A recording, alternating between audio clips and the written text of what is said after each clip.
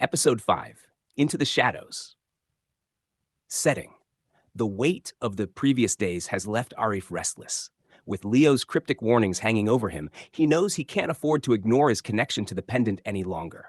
Tonight, the trio will meet Leo in secret, hoping to unlock the pendant's power before it spirals out of control. But as they prepare for the encounter, doubts and danger lurk in the shadows. Scene 1, Late Night Preparations. It's 11 p.m., and Arif, Jason, and Sarah are sneaking out of their houses, their hearts racing with anticipation and unease. They agreed to meet at the abandoned clock tower near the edge of Ravenwood's grounds, the spot Leo had chosen. Arif texts Jason and Sarah as he pulls his hoodie over his head and slips the pendant under his shirt. Text from Arif. Heading out now. Be careful. Text from Jason. Dude, I was born for this. Text from Sarah. See you soon. Arif's hands tremble slightly as he types. Despite his growing confidence, something about this feels dangerous.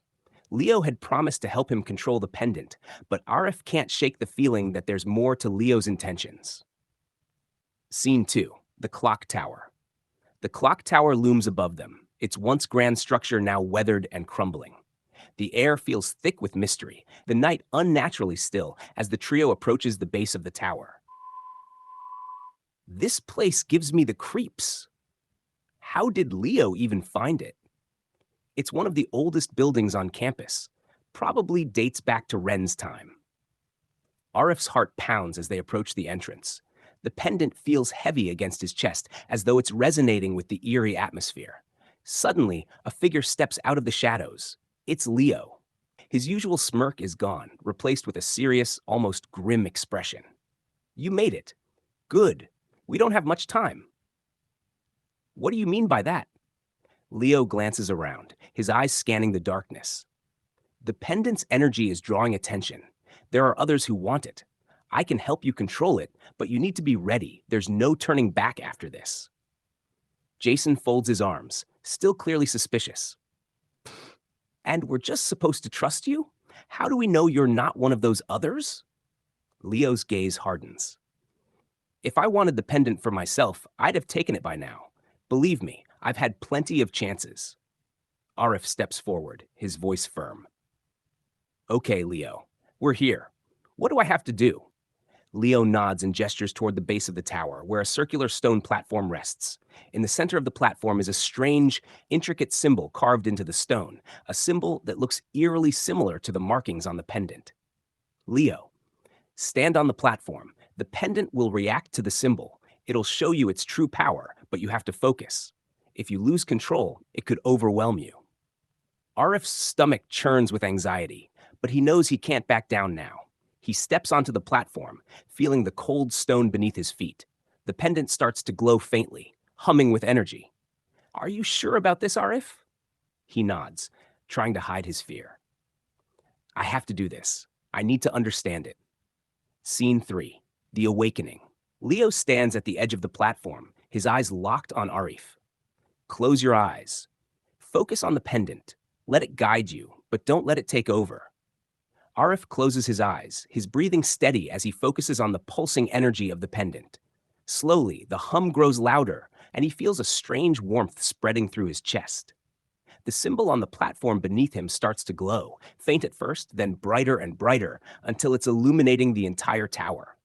Suddenly, Arif is no longer standing on solid ground. His mind is transported to a strange, dreamlike realm where shadows swirl around him and ghostly figures flicker in the distance. What is this place?